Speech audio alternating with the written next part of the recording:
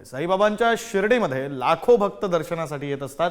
हे भक्त मंदिर परिसरामध्ये भटक्या कुत्र्यांना लाडू, पेढे यासारखे गोड पदार्थ खाऊ घालतात आणि यामुळे या कुत्र्यांमध्ये लठ्ठपणा आणि डायबिटीसचं प्रमाण वाढतंय। यामुळे कुत्र्यांमध्ये सतत झोप येणं, त्वचारोग, अंगावरील केस गळणं, पोटात जंत होणं यासारख्या व्याधी जडल्यात आणि गेल्या अनेक वर्षांपासून हे प्रकार घडत असल्याचं धक्कादायक वास्तव आता समोर येतं।